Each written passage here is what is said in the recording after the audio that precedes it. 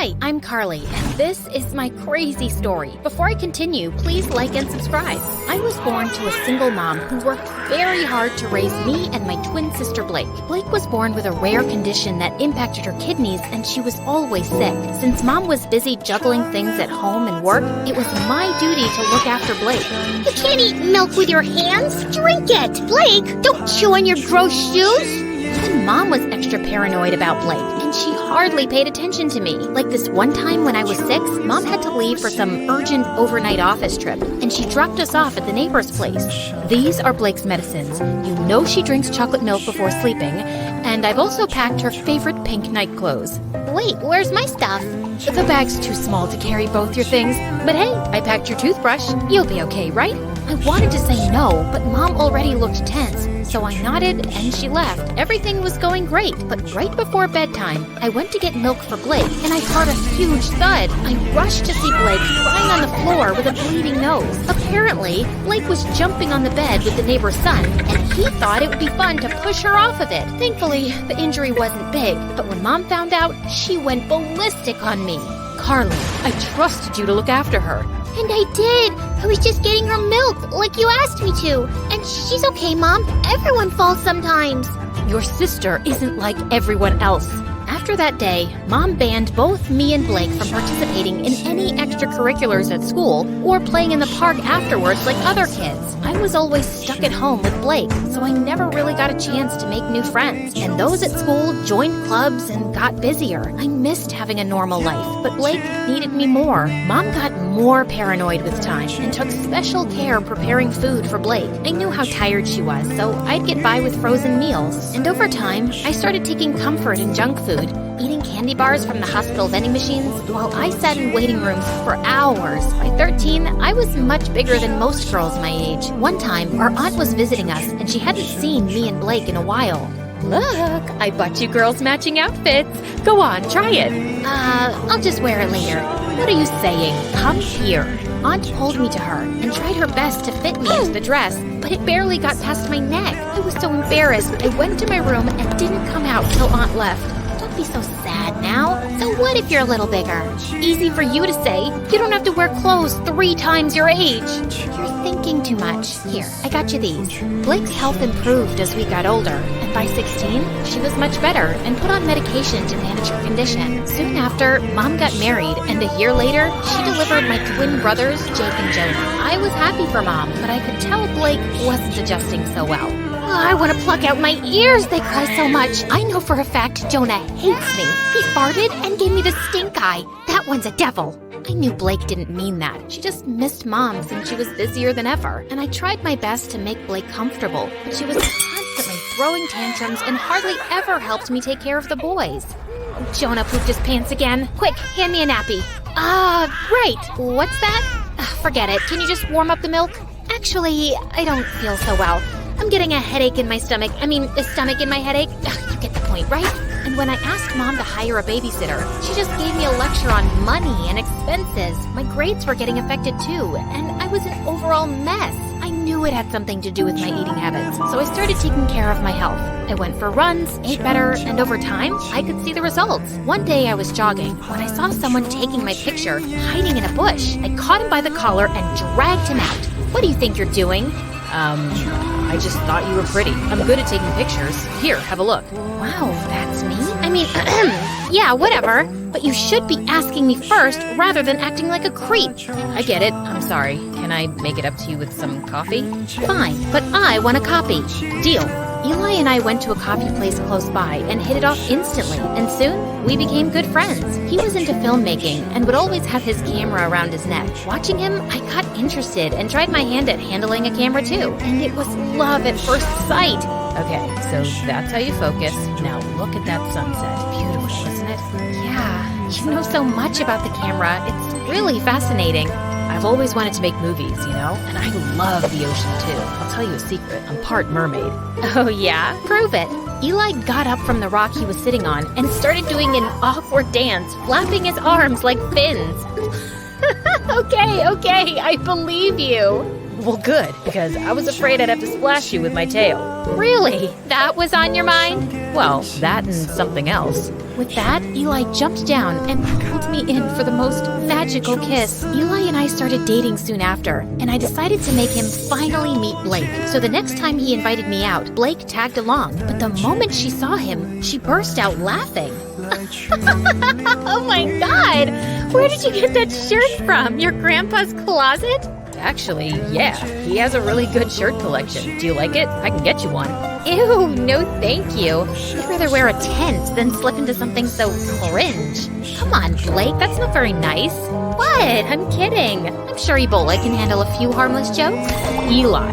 Blake made it painfully obvious that she didn't want Eli around, and even though Eli kept his cool, I knew she made him uncomfortable. Then one time, Eli invited me and Blake to the launch of his dad's new restaurant. I appreciated the effort he was making with her, and I hoped she would too. But I was so wrong, because minutes into the event, Blake threw a massive tantrum over pickles. What do you mean you're out of pickles? Pluck them from a tree or something. Could you please keep it down, Blake? Everyone is staring. So, you care about all these fancy people, but not your sister?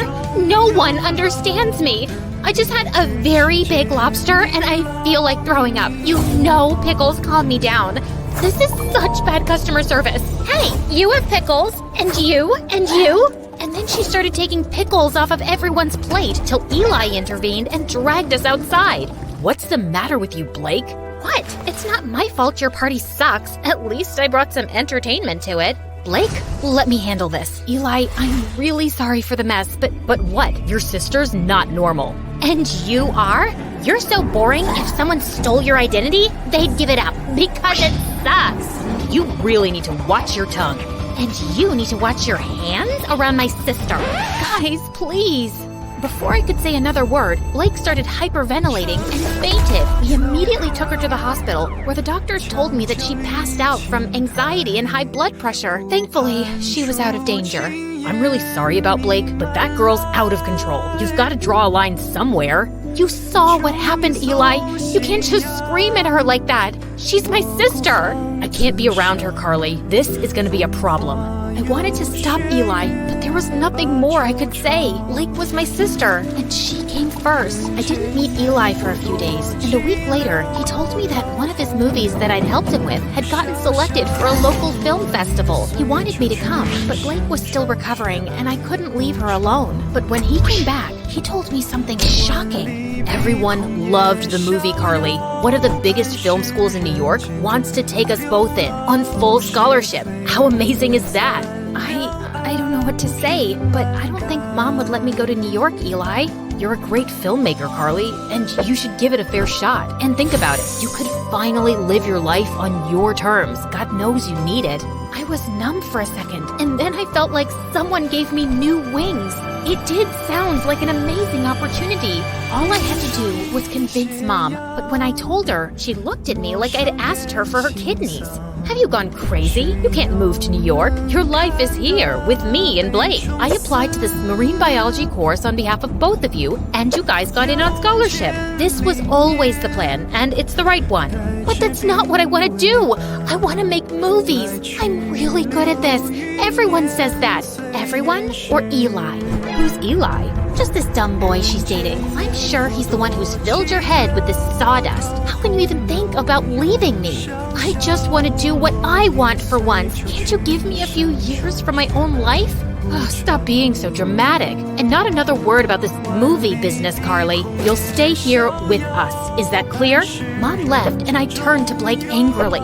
You couldn't take my side for once? What did I do? Oh, you mean telling Mom about Eli? I don't think she even noticed. I left the room angrily and didn't speak to Mom or Blake for the next few days. I thought I could confide in Eli, but suddenly he was acting really cold. Every time I tried to talk to him, he would turn the other way, till one day I finally cornered him after class. Am I imagining things, or are you ignoring me? Neither. I'm just busy. So, I told my mom I want to make movies, and she went bonkers, but look, Carly, you and your family have issues, and I don't want to get in the middle of it. Do whatever they say. But you told me to live my life. You said... Yeah, I did, and now I'm saying I don't care. You'd choose your clown sister over everything. I've seen that, so good luck, but I don't think I can be with you anymore. Eli, wait! Tell your sister she won. I felt frozen in my place as Eli walked away, and a week later, he left for New York. I couldn't believe he'd just dumped me like that. I felt so bummed out that I didn't come out of my room for days, and Blake was the biggest pain in the butt.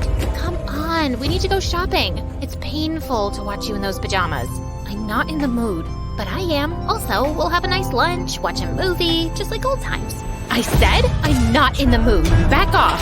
Jeez, why are you so snappy? Because of that stupid boy?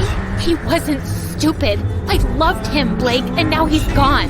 Because I chose you over him, like always. And you don't care about my feelings, like always. Carly, just leave me alone. Blake left with a small face, and I felt kind of bad, but I was too mad to go after her. The next day, I calmed down a bit and was about to call Blake when her phone started buzzing like crazy. I picked it up, and I was shocked to see it was Eli. Before I could answer, the call got disconnected, and a text message appeared. I did what you wanted, leave me alone. My mind went blank, and I opened the call logs on Blake's phone to see multiple calls to Eli. Suddenly, it all started making sense. Of course Blake must have driven Eli away. No one hated him more than her. What's this? You don't understand.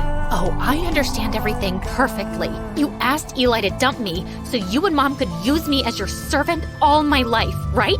Before Blake could even say more, I pushed her out and slammed the door in her face. I started packing my bags and stormed downstairs, only to run into Mom. What's wrong? Is Blake okay? Yes, she's fine, but I'm not, and I haven't been fine for a while now. But you don't care, do you? Of course I do, sweetie. Why would you say that?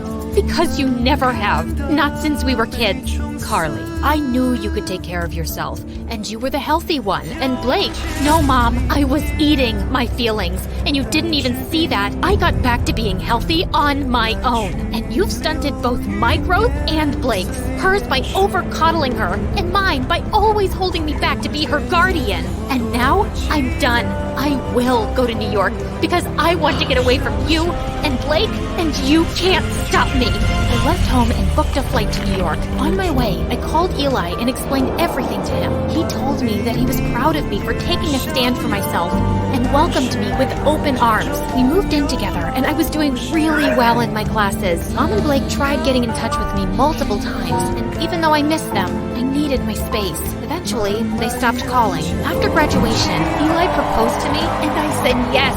Life was going great, till one day I heard a knock on the door and opened it to see Blake and Mom. What are you guys doing here?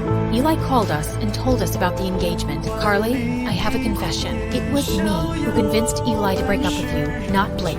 Wait, what? Eli never told me that it was Mom behind everything. I didn't want to stress you out more. I could see you missed your family, and this would have made you sad. But I saw the call logs and the messages on Blake's phone. I'd actually been calling him to apologize, but I guess he thought both me and Mom wanted him to dump you. And I don't blame him. I was always awful to Eli. I guess I was just terrified of being on my own without you, but I drove you further away. I'm sorry too, my baby. I'd just become used to having you around, always taking care of everything. And the thought of you going away for college crushed me. I was selfish and always burdened you with too much. I hope you can find a way to forgive me. Thank you for finally acknowledging that. It might take me a while to really forgive you, but I'll get there. I won't lie. I have missed you guys. Then let's start with a hug. 将角力青苔